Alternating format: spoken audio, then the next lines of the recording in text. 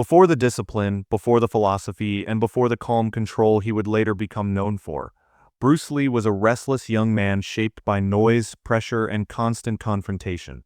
He grew up in a city where hesitation invited trouble, where reputation could be tested without warning, and where walking away was rarely respected. Energy came easily to him.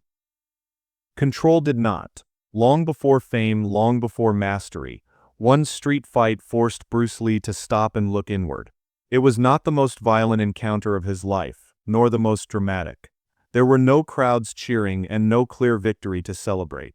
What made this moment different was what it exposed. In the chaos of that fight, Bruce Lee saw the limits of instinct, the cost of impulsiveness, and the danger of confusing ability with understanding. What happened that day did not harden him or inflate his confidence. It unsettled him. It planted a question that would follow him for years. Was reacting the same as mastering that single moment did not make him stronger in the usual sense. It redirected his life, quietly and permanently, toward discipline, awareness, and self-control.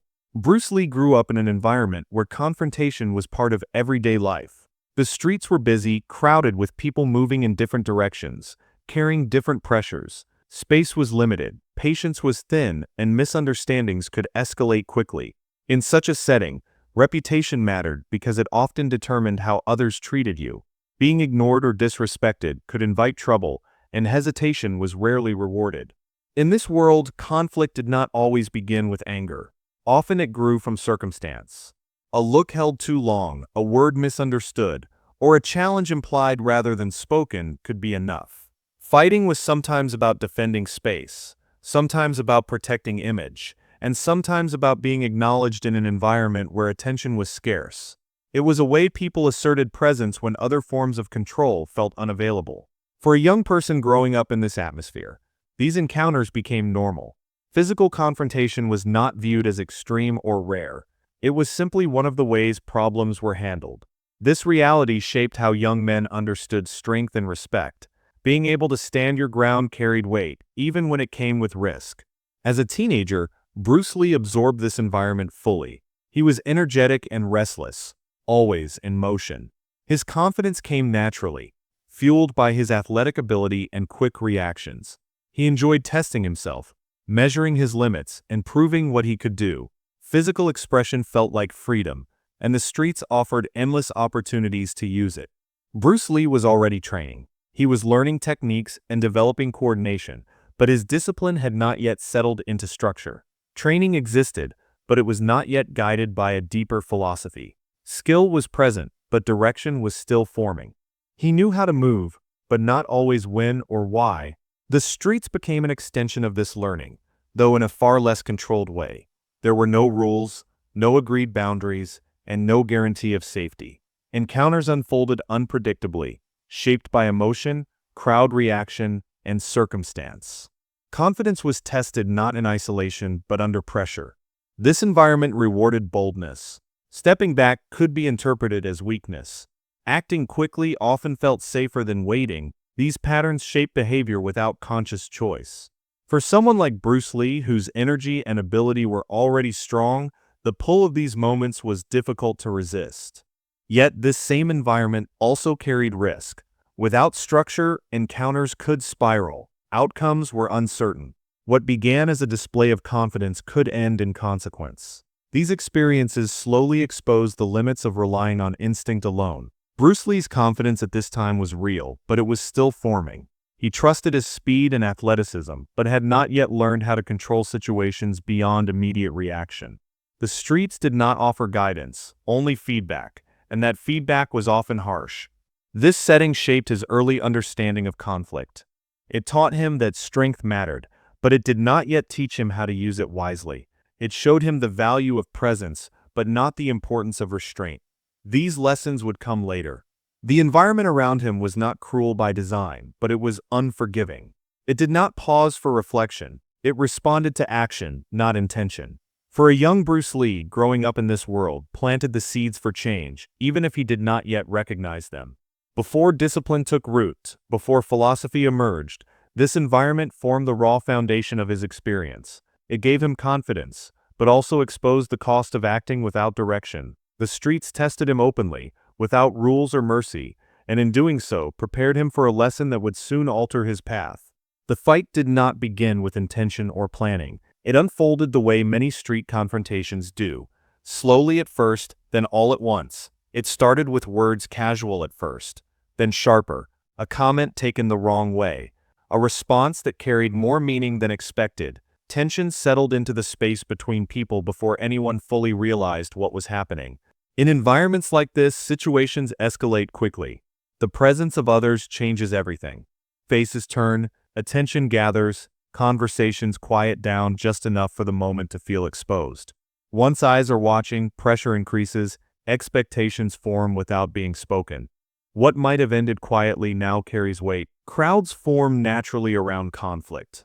Not always tightly, but enough to make retreat feel noticeable. Walking away in that moment no longer feels neutral. It feels like a statement. In such settings, stepping back can be interpreted as weakness. Regardless of the truth, pride and perception begin to influence decisions more than reason. For a young Bruce Lee, this environment was familiar. He had been in similar situations before. He understood the rhythm of escalation and trusted his instincts to guide him through it. Speed had always been his advantage. Quick reactions had resolved many encounters before they could fully develop. As tension increased, Bruce Lee relied on what had worked in the past. He believed that awareness, timing, and instinct would be enough to manage the situation. There was no sense of fear, only readiness. His confidence was not exaggerated or forced. It came from experience. Until that moment, confidence had carried him through uncertainty. The absence of a plan did not feel like a weakness. It felt natural. Street encounters rarely allow time for strategy. They demand immediate response. Bruce Lee stepped forward with the belief that action was preferable to hesitation. Waiting felt like giving up control. In his mind, movement was clarity. Acting meant taking ownership of the moment. This belief shaped how he entered the situation. There was no pause to assess surroundings deeply. No calculation of consequences beyond the immediate exchange. The focus narrowed to what was directly in front of him. The crowd's presence amplified this focus. Every movement felt heavier. Every choice felt observed. Once attention locks in, it becomes difficult to separate internal intention from external expectation. The situation no longer belongs solely to those involved. It becomes shared, shaped by reaction and assumption. Bruce Lee's confidence remained steady as the moment crossed the line from tension into action. He trusted his speed to create opportunity. He trusted instinct to compensate for unpredictability. These qualities had served him well before, reinforcing the belief that reacting quickly was the right approach. Yet, street confrontations carry variables that training environments do not. Space is uneven. Angles are limited. Distractions are constant. Emotion interferes with judgment. These factors were present even if they were not consciously acknowledged. The fight began not with a decisive move, but with commitment. Once Bruce Lee stepped into the exchange, the option to disengage faded. Momentum took over. The moment demanded response rather than reflection. What made this moment significant was not the intensity of the fight, but the mindset that guided it. Bruce Lee entered relying on instinct alone. He believed that speed and confidence would create control. This belief would soon be tested in ways he did not expect. As the confrontation unfolded, it became clear that the streets do not reward instinct consistently. They do not adapt to individual strengths. They respond unpredictably, without structure or fairness. This reality would reveal itself not through dramatic loss, but through subtle realization. The moment the fight began marked more than the start of physical contact. It marked the beginning of a shift in understanding. What followed would challenge assumptions Bruce Lee had not yet questioned and set the stage for a lesson that would stay with him long after the crowd dispersed. What Bruce Lee discovered in that fight was not weakness, but limitation. He realized that ability alone was not enough when conditions changed unexpectedly. The environment itself worked against him. The ground was uneven, forcing constant adjustment. Space was restricted, limiting movement and angles. Noise and motion distracted attention. Nothing stayed still long enough for clean execution. In training, movements are practiced in controlled spaces. The floor is stable, distance is predictable. Timing can be measured and repeated. On the street, none of these conditions exist. The body must adapt instantly, often without clear reference points. Bruce Lee felt this difference immediately. Movements that usually flowed smoothly required extra effort. Transitions felt rushed. Balance demanded more attention than expected. The presence of unpredictability disrupted timing. Actions that relied on precise distance arrived slightly early or slightly late. Small errors accumulated. Control slipped not because of fear, but because the environment refused to cooperate. The body reacted instead of leading. Bruce Lee also noticed how pressure altered perception. Under stress, awareness narrowed. Focus locked onto immediate threats, while peripheral information faded. This made it harder to read the situation as a whole. Instead of shaping the encounter, he found himself responding to it. Techniques that worked well in training depended on preparation and positioning. In the street, positioning changed constantly. Footing shifted.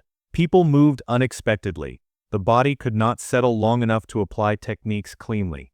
What had once felt reliable now felt uncertain. This created frustration rather than panic. Bruce Lee was still capable. He was still fast. But something was missing. The fight did not unfold in a way that felt deliberate or controlled. It ended without clear resolution or satisfaction. When it was over, there was no sense of accomplishment, no clarity, no lesson neatly packaged as victory or defeat. Instead, there was discomfort, not physical pain, but mental unease. Bruce Lee realized that instinct alone had guided his actions. While instinct can be useful, it is also unpredictable. Without structure, instinct reacts instead of directs. It responds to pressure rather than shaping outcome. This realization unsettled him. The fight exposed the gap between ability and understanding. Speed and confidence had carried him into the situation, but they could not guarantee control once conditions changed. He saw that reacting quickly was not the same as acting deliberately. This awareness stayed with him long after the moment ended. It forced him to question assumptions he had not previously challenged. Why did certain techniques fail under pressure? Why did confidence not translate into clarity? Why did movement feel less controlled when it mattered most? The answer was not that he lacked skill. It was that skill without structure becomes unreliable under chaos. Training had developed ability, but not yet adaptability. He could move well, but he had not yet learned how to impose order on disorder. This realization marked a turning point. The discomfort he felt was not embarrassment. It was awareness that something deeper was required. That mastery demanded more than reaction. That control had to be cultivated, not assumed. The fight revealed that unpredictability exposes weaknesses not in strength but in preparation. It showed him that real-world conflict does not reward instinct consistently. It rewards understanding. Bruce Lee left that moment carrying a question rather than an injury. A question about how to remain effective when conditions are unstable. A question about how to maintain control without relying on emotion or impulse. That question would guide everything that followed. After the crowd slowly dispersed and the attention moved elsewhere, the noise of the moment faded, but the experience itself did not. The street returned to its usual rhythm, yet something had shifted internally for Bruce Lee. There was no sense of victory to hold on to, and no clear outcome to replay. What remained was a quiet discomfort that demanded attention. Bruce Lee did not celebrate the end of the fight. There was no satisfaction in having stood his ground, no pride in the exchange itself. Instead, his mind replayed fragments of the encounter, not to relive the action, but to understand it. He noticed how quickly the situation had escalated, and how little control he truly had once it did. The realization came gradually. Reacting had guided his actions, not mastery. Instinct had carried him forward, but instinct alone had not provided clarity or direction. The difference between responding and controlling became impossible to ignore. Responding meant being shaped by circumstances. Controlling meant shaping them. He began to see how much chance influenced the outcome. A step taken slightly differently, a shift in balance, a distraction at the wrong moment. Any of these could have changed the result. Relying on speed and emotion left too many variables unanswered. It worked sometimes, but it could not be trusted consistently. The streets offered no structure. They did not reward patience or reflection. They pushed people toward reaction rather than understanding. Bruce Lee saw that in such an environment, learning was limited. Encounters ended, but lessons were unclear. The outcome often depended more on timing and circumstance than on skill. He questioned what had truly been gained from the fight.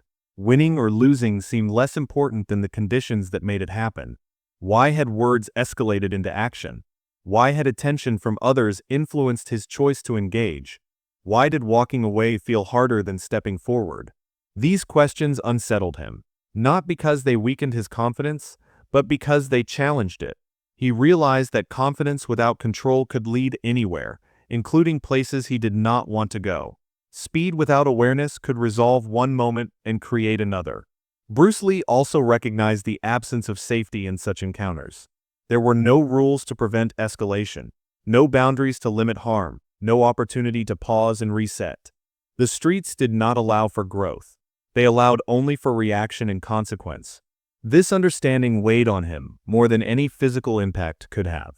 It forced him to confront the idea that strength without direction becomes unpredictable, that relying on emotion and instinct alone could lead to outcomes that felt empty or unresolved. The fight left him with awareness rather than satisfaction.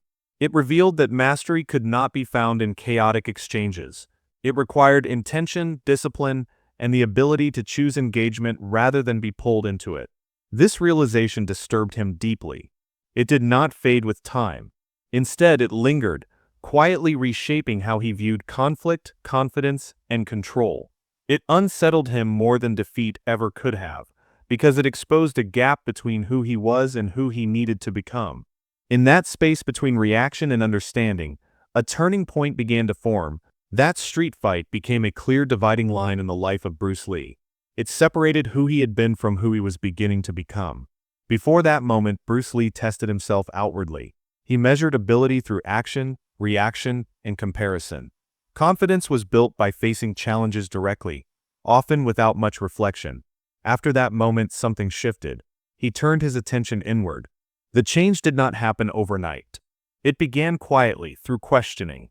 Bruce Lee started to examine not just how he fought, but when he chose to engage at all. He realized that stepping into conflict was often automatic, driven by habit, pride, or expectation rather than intention. This awareness made him uncomfortable, but it also opened a new direction. Instead of asking how to be faster or stronger, he began asking why certain situations pulled him in. Why did attention from others matter so much? Why did reaction feel easier than restraint? Why did walking away feel like loss, even when it preserved control?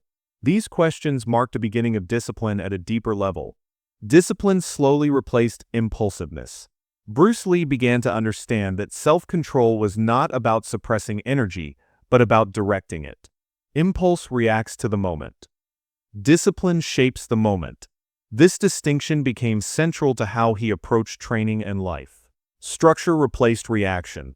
Rather than relying on instinct alone, he started building systems, ways of thinking and moving that held up under pressure. Training was no longer just about repetition or intensity.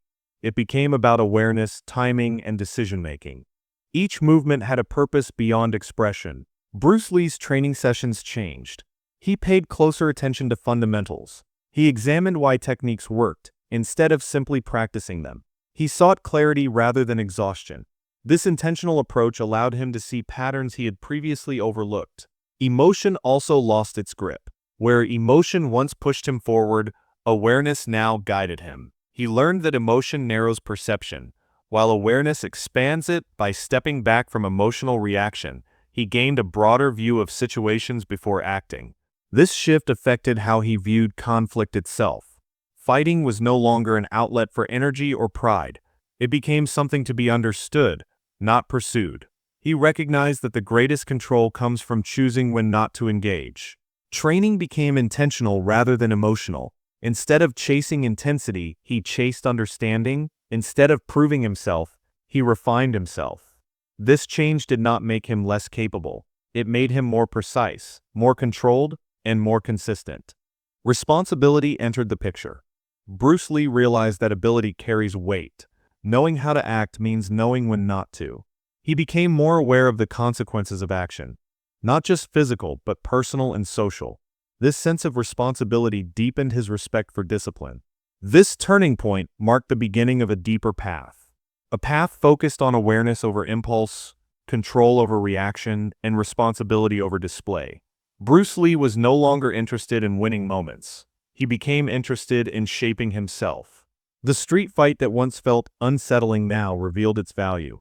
It had exposed the limits of instinct and the danger of uncontrolled reaction. In doing so, it pushed Bruce Lee toward a form of mastery rooted not in aggression but in understanding. From that point forward, his growth took a different shape. It became quieter, more deliberate, and far more enduring. This was not the end of conflict in his life, but it was the beginning of wisdom in how he approached it. That was the turning point. Bruce Lee never forgot that street fight, not because it caused pain or injury, but because it brought clarity. It stayed with him as a quiet reminder of what happens when energy moves without direction. The memory did not return as regret, but as understanding. It marked the moment he saw conflict for what it truly was when left unchecked. The fight taught him that uncontrolled conflict leads nowhere meaningful. It does not build skill, wisdom, or control. It only creates reaction after reaction, each one shaped by circumstance rather than intention. Bruce Lee realized that even when a situation ends without obvious loss, something important can still be missing. Resolution without understanding leaves a person unchanged. This realization reshaped how he defined strength. Before that experience, strength had been closely tied to speed, confidence, and the ability to respond quickly. Afterward, strength became something deeper. It became the ability to guide energy rather than release it blindly. It became the ability to remain centered when pressure demanded reaction. Bruce Lee saw clearly that ability alone is incomplete. Skill without direction is unreliable. It can succeed one moment and fail the next, depending on conditions. Direction, on the other hand, creates consistency. It allows ability to be applied with purpose rather than impulse. This change influenced how he trained. Training was no longer just about physical improvement. It became a process of refining awareness. He paid attention to posture, timing, and intention. He studied how the mind influences the body under stress. Training sessions became opportunities to practice control, not just movement. His philosophy evolved alongside his training. He began to see conflict as something to be understood, not sought. Fighting was no longer a measure of worth. It was a tool that required responsibility. He emphasized simplicity, efficiency, and awareness, removing unnecessary elements that encouraged excess or ego. Self-control became central to everything he did. Bruce Lee understood that the most difficult opponent is often internal. Fear, pride, and impulse can undermine even the greatest ability. Learning to recognize and manage these forces became a priority. The lesson from the streets was clear. Chaos demands reaction. Discipline creates choice. Bruce Lee learned that discipline does not suppress energy. It channels it. It turns potential into reliability. This understanding shaped how he interacted with others. He became more selective about engagement. He valued clarity over confrontation. He understood that walking away can be a form of strength when it preserves direction. The change also influenced how he taught. Bruce Lee encouraged students to look beyond technique. He urged them to understand context, intention, and consequence. He wanted them to see that true mastery includes restraint and responsibility. The streets had shown him what chaos feels like: noise, pressure, unpredictability, and reaction without control. Discipline showed him the alternative: stillness, awareness, and intentional movement. One created confusion, the other created clarity. This contrast stayed with him for life. It shaped his approach to martial arts, philosophy, and personal growth. He never rejected his past experiences. Instead, he learned from them. He transformed chaos into understanding. The fight that once unsettled him became a foundation. It reminded him that growth often begins with discomfort, that clarity sometimes comes from recognizing what does not work. Bruce Lee's journey after that moment was guided by this lesson. He pursued mastery, not to dominate others, but to master himself. He sought control not to suppress life, but to live it fully and responsibly. That change lasted because it was rooted in understanding. It was not forced. It was earned. And it became the quiet strength behind everything he later became. That first street fight did not define Bruce Lee, but it revealed the path he could no longer ignore. It showed him that power without direction fades quickly and confidence without control leads nowhere lasting. What stayed with him was not the memory of confrontation, but the clarity it produced. From that moment forward, Bruce Lee chose a different way of living. He replaced reaction with awareness, impulse with discipline, and chaos with understanding. The streets taught him what happens when energy is uncontrolled. Discipline taught him how to shape that energy into purpose. This story reminds us that growth often begins when something unsettles us.